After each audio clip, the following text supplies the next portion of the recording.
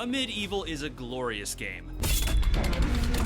Uh-oh. Run away, run away! Published by New Blood Interactive and developed by Indefatigable. Whew, that's hard to say. Amid Evil is one of the early and strongest examples of the FPS retro revival, or boomer shooter renaissance for those who aren't annoyed by the term. While the game is looked at as a spiritual successor to Heretic and Hexen, I prefer to think of it more as cosmic or mystic Quake. It has all the simple characteristics of an old school FPS, like Quake, fast brutal mechanics, over-the-top weaponry, and over-the-top violence, but sets itself apart by depicting elaborate fantasy-inspired environments that are both beautiful to behold and bring a sort of spiritual atmosphere that you don't really see in this genre, and then lets you splatter blood all over them. In 2020, a year after Amid Evil's release, its expansion was announced, the Black Labyrinth, and nearly 3 years later we can finally get our shiny metal hands on it. Is Black Labyrinth the glorious return of the champion we've all been hoping for? In today's video, we're gonna find out. So let's get slicing.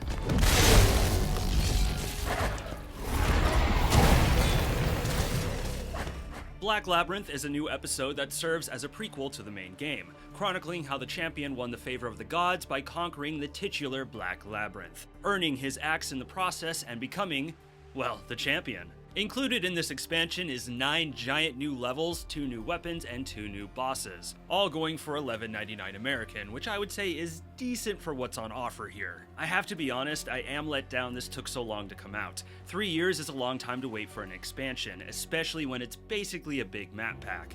And to be blunt, I don't feel like what's in this package needed 3 years to complete. For perspective, the original Amid Evil took 2 years to come out from its 2017 public announcement to its 2019 1.0 release. However, to be fair, this was announced in the height of COVID, which slowed a lot of development down, and the developer has had other projects on their plate, like Amid Evil VR. It's a bummer we had to wait so long, but we have it now, and truthfully, no one's gonna care it took so long in a year's time. But for those like me who were patiently waiting for this and were hyped, it's wise to keep your expectations in check. This is a straightforward expansion. It's more content and some new concepts that are fun but don't really add all that much to the formula.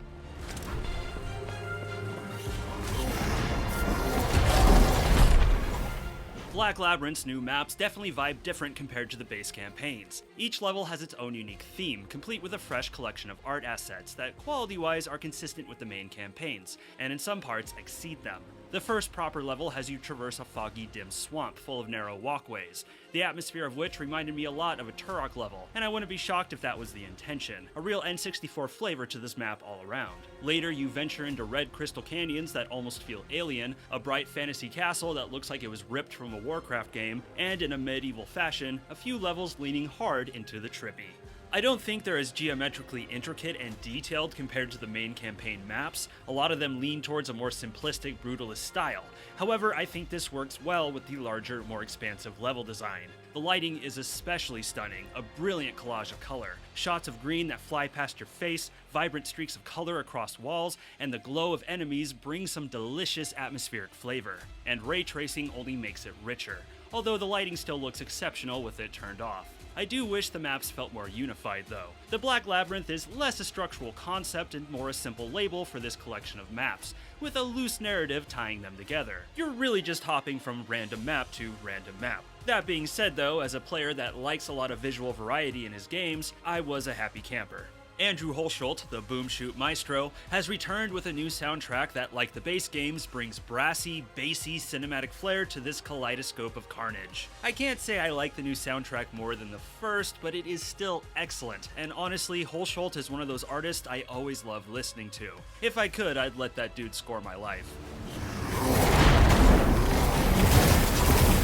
Since each map is its own thing, you can tell the devs took the opportunity to be a little more playful with their design, and maybe a little experimental. Many of the maps feature elaborate gags, used largely for spectacle, that succeeded in getting my heart pumping, like running from a flurry of giant swords crashing down around you. There's also a big emphasis on elaborate switch puzzles, most of which were quite entertaining, having a platforming slant to them, although a few felt a tad on the janky side.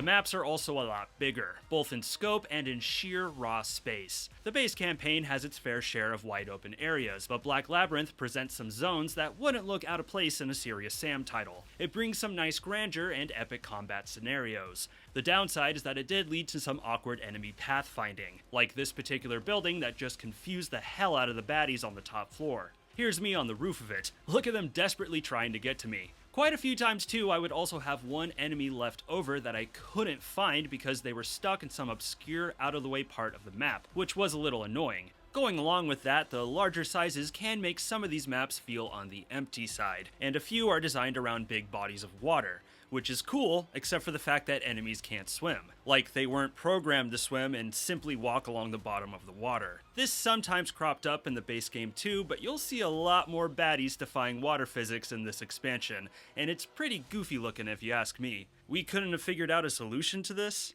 Another thing to mention is that quite a few enemies plain got stuck on the geometry. In fact, the first boss, a blue electric dragon, got completely stuck in a wall head first with his tail wagging around. And I'm kicking myself for not recording it because it was hilarious. These sorts of things are not unusual for this type of game, but they cropped up a lot more compared to the base campaign. Not a lot of time to polish in those 3 years, huh?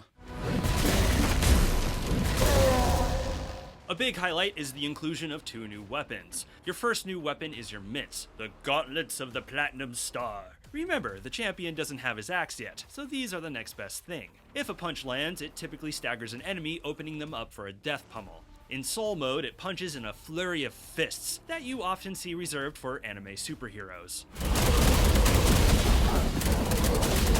While a few enemies are totally vulnerable to it, like most melee types, the gauntlets aren't always the best choice for combat, and will likely be used as a last resort. However, the new elaborate switch puzzles often require them, so you'll get plenty of fist time throughout the expansion. Wait, that sounded wrong.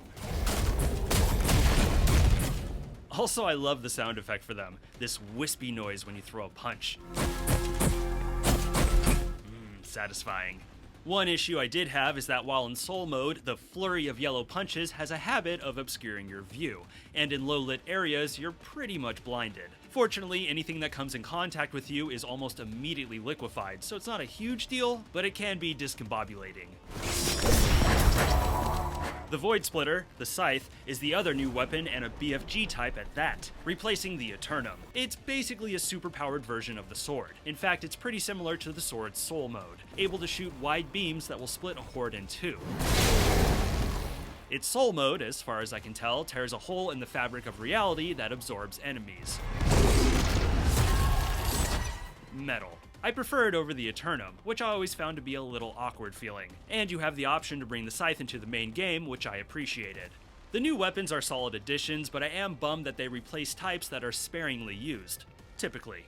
I would have preferred a new weapon that was more commonplace in combat, like a shotgun. Yes, Amid Evil's arsenal is made up of magical melee weapons, but they're really just analogs of classic FPS weaponry. The staff is the pistol, the Voltrite is literally the Quake nailgun, and the Celestial Claw, the planet staff, is rockets. Oh look, there's Earth! And yeah, I like shotguns. I would have liked to see an Amid Evil take on one, and some enemies for it to counter.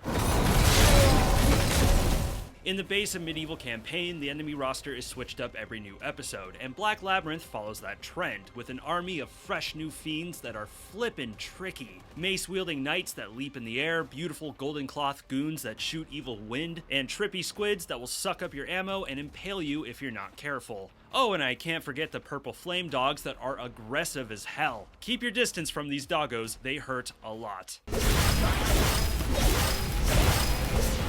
This is a tough team of polygons, and the challenge they offered was sharp but fun. The Black Tower Shield Knights, however, were the ones I had little patience for. They're just an awkward enemy to fight. The shield will deflect anything that comes at it, with exception being the Scythe, and their tail is barely there, a quick peek that gives you a tiny window to damage them. I mean, you'd think shooting their white sparkle staff would do something, but nah.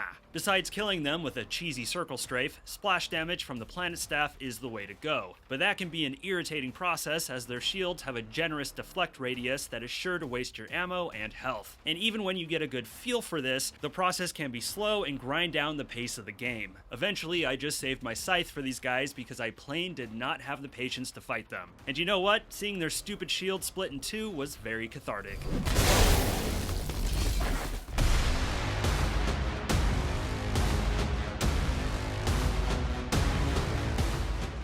Black Labyrinth is more Amid Evil, and that is perfectly fine. It presents some fun new stuff without pushing too far past what the base game did. The new maps are a lot of fun, if not rough around the edges in some aspects, and the new weapons are solid, but nothing to write home about. Really, the big bummer here is that it took too long to come out, and while I'm sure there were circumstances that contributed to that, I do hope New Blood, along with a few other retro shooter publishers, start being mindful about not announcing things too early. If you're an Amid Evil fan, this is definitely worth checking out. And if you've never played Amid Evil, the base game is amazing and my review for it is in the description if you're curious. But that's it for me. What are your thoughts on the Black Labyrinth? Be sure to let me know down in the comments. If you dug the video, please remember to like, subscribe, share, and smack that bell. If you want to come say hi, my Discord is linked below along with my affiliate links. I'm Kirk, and thank you for watching this video. Stay safe out there.